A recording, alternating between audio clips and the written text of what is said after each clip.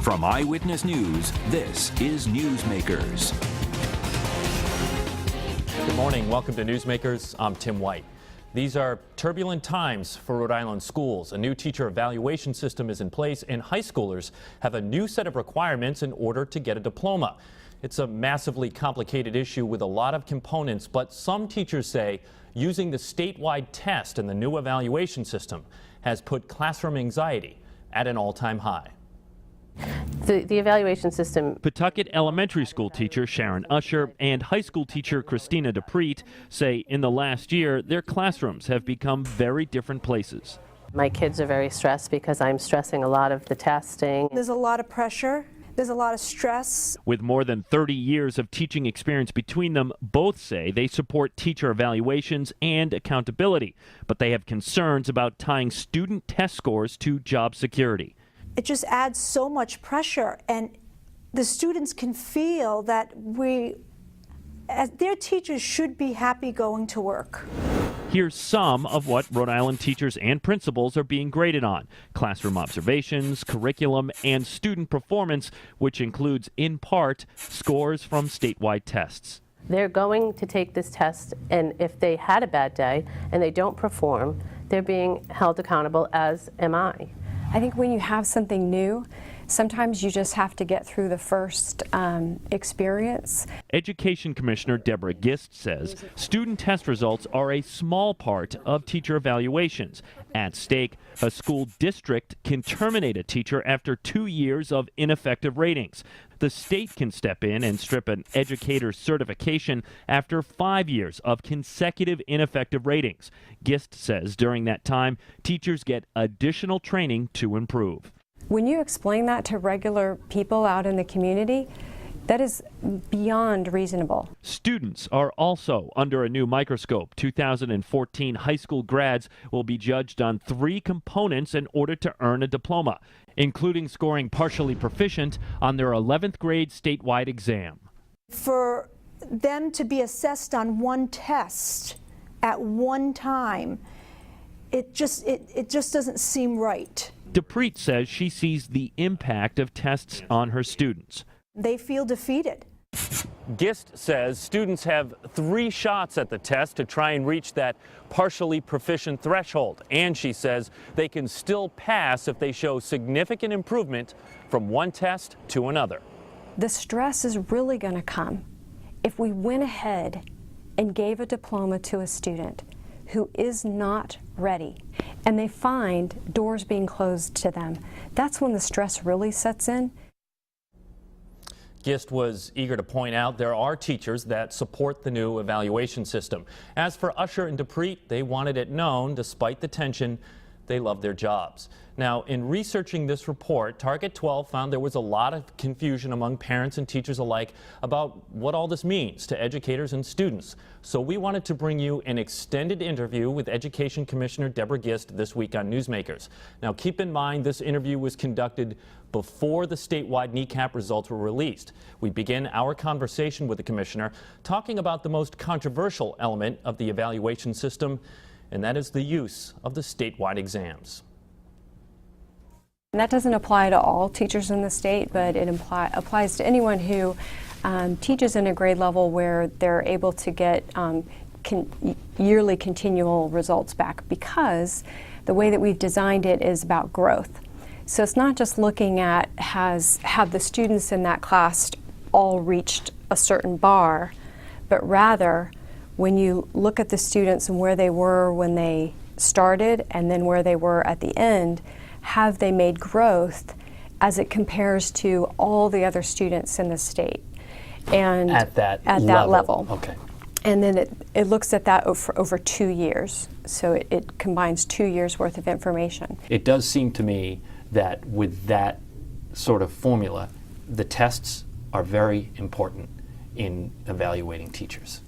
If they don't see growth in that metric, then they're going to be gone after a certain amount of time. It's actually not just the test, no. In fact, student growth and achievement itself is not even that. So there are 3 different components, and even student growth and achievement it's not all the growth on the state assessment. It also includes the student learning objectives. So what we've created is what we call in education a multiple measures system. So it's including information from a variety of different sources. So when we designed it, there are 4 different summative ratings. There's ineffective, developing, effective, and highly effective. And in developing those ratings, we knew that for right now, the one that was going to receive the most attention, although quite honestly it shouldn't be because it affects the smallest number of people in our system, but nonetheless, because it has the employment consequences, it's the ineffective category that is receiving the most attention. Some people will direct that back to me and saying that it's receiving the most attention from me, and quite honestly, it's the one I'm much more focused on. How do we help our good teachers become great and our great teachers become leaders, and that's much more important to me. Nonetheless, I understand why it receives a lot of attention because it does affect people's employment. But when we designed it, because we knew that that was the case, we wanted to be absolutely confident that if someone received an ineffective rating, there was no question that this was someone who was not currently successfully serving students well. And that was based on their work within their school and their work with families and their work with their colleagues. It's based on observations of their teaching. It's based on their student outcomes.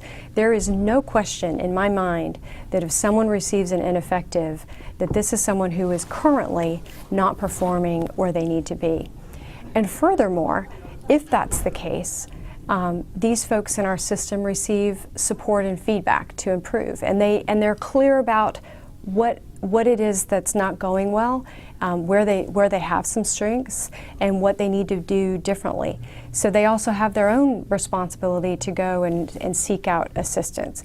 So the certification aspect of it, let's think what you just said. Let's think through that. So if I'm ineffective, the only person whose certification is affected by this system is someone who is ineffective for the first year that this applies to. Mm-hmm. They get feedback and support, then they're ineffective again the next year. They get more feedback, then they're ineffective again. They get more feedback specifically on what they need to do differently. They get ineffective again. They get more feedback, and then they're ineffective again. Those are the only people in our system whose certification will not be renewed.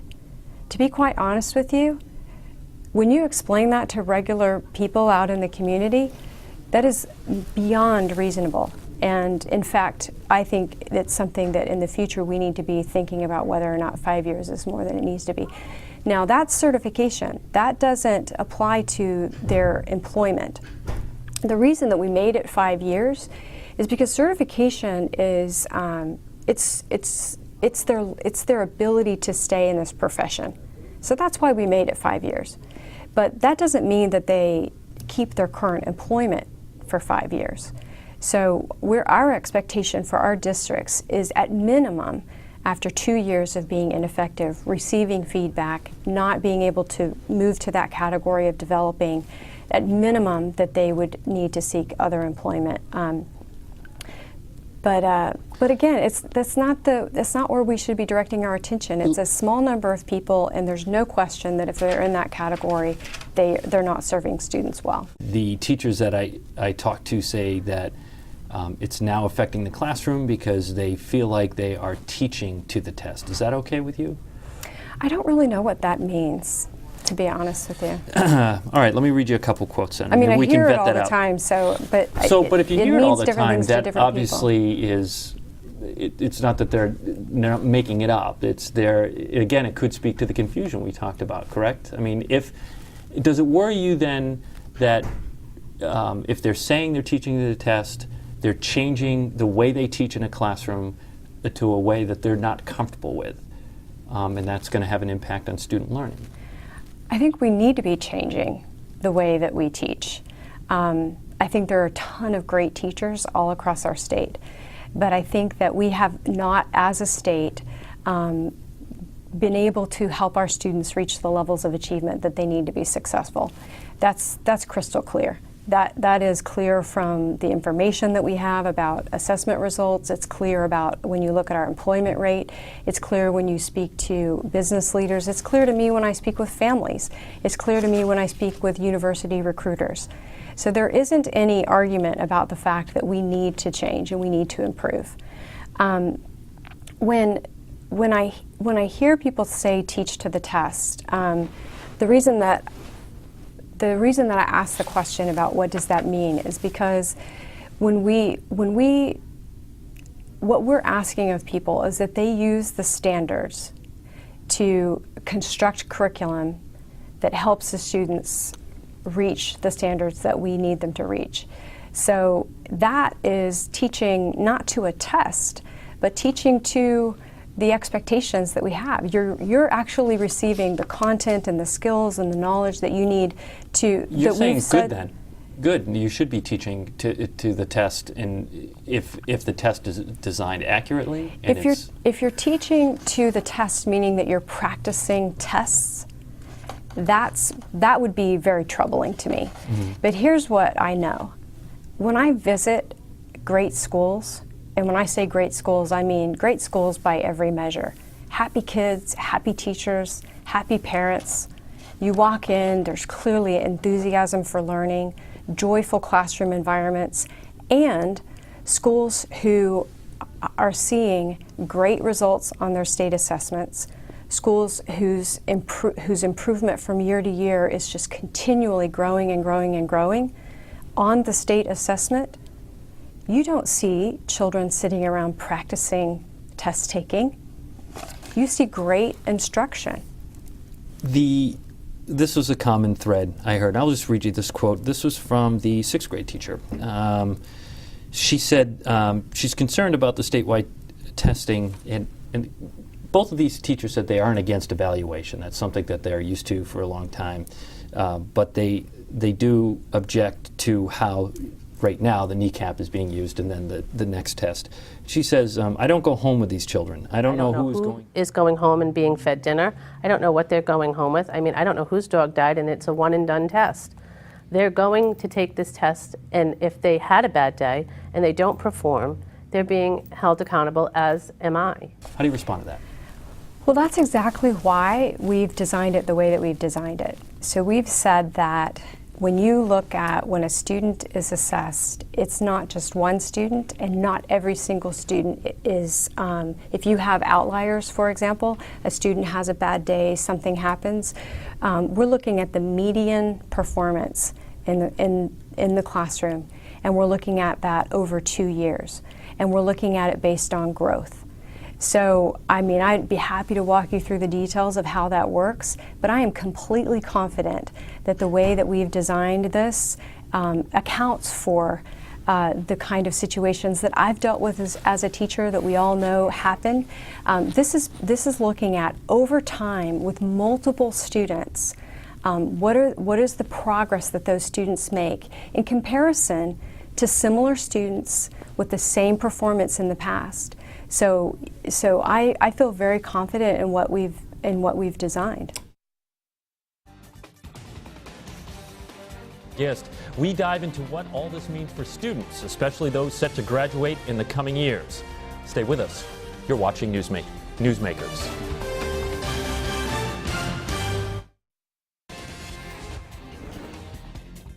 Welcome back to Newsmakers. I'm Tim White.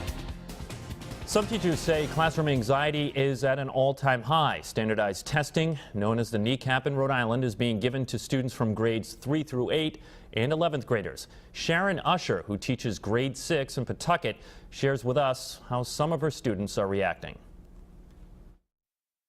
It's very stressful for them. One who was afraid to come to school because they were afraid they were going to fail the test and not do well. Students generally want to do well. In the anxiety, I've never in my life seen so many children with anxiety problems. For high school students, the stakes are higher. Those graduating in 2014 have a new set of standards in order to earn a diploma, including scoring well enough on the statewide exam. More now from our interview with Education Commissioner Deborah Gist. talking about the students that specifically look at high school and what the tests mean in terms of graduation. So explain that if you could. What do they mean for a junior going to a senior year, taking the tests? What's the impact for them? So in 2003, which was about when the graduates for whom the requirements that we're discussing actually are going into effect, was when those students were, I'd say, about in first grade. The state put into place new secondary school regulations, and it began the process of rolling out a system of expectations for graduation that said that we wanted to look at a variety of different factors in students' school experience, including their classwork, including their performance-based experience, and then now including their state assessment. The inclusion of the state assessment, including the expectation that students be partially proficient on the state assessment, occurred before I came to Rhode Island. When I came to Rhode Island and discovered that the class of 2012 would be expected to be partially proficient on the state assessment, and then I looked at the information and I looked at the numbers of students, thousands of them who were not partially proficient, I started to ask the question about what happens if they're not. And there was a lack of clarity.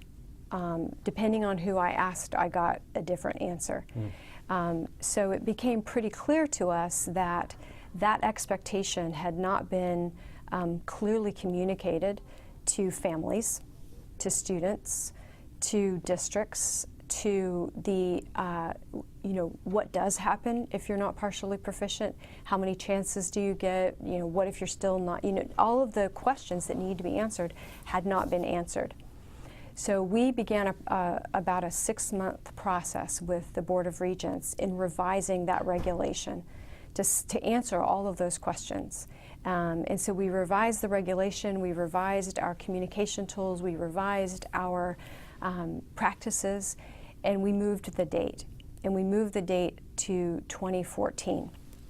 And that is next year's graduating class. So the students in the graduating class of 2014 have those 3 components that they need to demonstrate their proficiency, and it includes their coursework, it includes their performance space, which is typically a senior project, although not in every district, and it includes being at least partially proficient on the state assessment. You say there are 3 components, but what if they just do not score well on that test? Can they graduate? Do they get a diploma? So there are a variety of different safeguards on that. First of all, I think it's important to be really clear on where we've set the expectation. The expectation is that Rhode Island students graduating in the spring of 2014 be partially proficient on 10th grade standards. The way you say that's just low anyway. That's just too low I'm as it is. saying it's very reasonable and absolutely achievable by the students in this state. Do you think we should set the bar higher? I think that one of the things that I've said before when I'm talking with people about this is that the only argument about this that I don't feel comfortable having is when people say, is that bar high enough? Because I'm not sure that it is. But I feel like it's at least the first step that we have to take as a state. It is a disservice to our students to give them a diploma, to congratulate them and tell them that they are ready to go off and tackle the world and do whatever's next. College, job, career training, technical training, apprenticeship. Because the truth of the matter is that many of them are not. Thousands of them are not. And we have to do something about that. And so this has been years in the making. Many things have changed.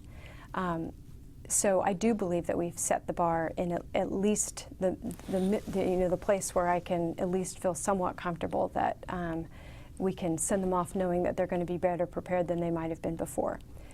To go back to your question, please. There are other safeguards in place. So first of all, when we get the results back here in a couple of weeks now, This will be the first time that students for whom the new requirements apply to get their actual results. And so I'm quite confident that there will be a reaction, as there should be, on the part of those students and their families. Sure. Those students, in most cases, were not partially proficient on the state assessment when they were in 8th grade and before. So we have been encouraging from the time I got here in the state to say to schools, to families, to students, look back at the results. Where were you then? Find all the resources that are available through your school to get up to speed on where you need to be. And math is the biggest challenge. Many, many more students are proficient on our reading assessment than on our math assessment. And math is the challenge for our state. But nonetheless, so the results come out. This will be the first time they have them. But the important thing for everyone in the state to understand is that each student has at least 3 opportunities. They have 3 opportunities to take an assessment, and then there are other safeguards as well. So this is the first administration. If a student is not partially proficient on the state assessment when they get these results back, they will have the opportunity to take the assessment again next fall. If they take the assessment again next fall and they have, because of the work they've been doing and the support they've been getting, they then reach partially proficient. So again, they'll be a senior at that point. 12th grade, are they partially proficient on 10th grade standards by the fall of 12th grade? If they are, then they still are able, at least with that portion of the graduation requirements, they've met that portion of the graduation requirements. In addition to that, if they have shown growth, so even if they don't reach at least partially proficient, if they've shown that they've made meaningful growth from the administration the year before, then they still are able to graduate. And the targets for what that growth will be provided as well. If they are not partially proficient and they don't make the growth, there is a third administration of the assessment that they have an opportunity to take. At the end of that as well. School year? It's in the early spring. Meaningful growth. I mean, that's such a squishy term. I mean, moving the goalpost. It sounds squishy. It does. But it's not. It's what our definition of growth is. Growth that is. I mean, I'll use the statistical language, and then I'll tell you what I mean by that, because everybody may not follow it. So it's if that growth is statistically significant. And what that means in regular people talk is that it didn't happen by chance. So it means that they actually made growth. In a lot of cases, it's 5 questions more, right? So we've sort of been using that as a ballpark, but it's going to be different for every student.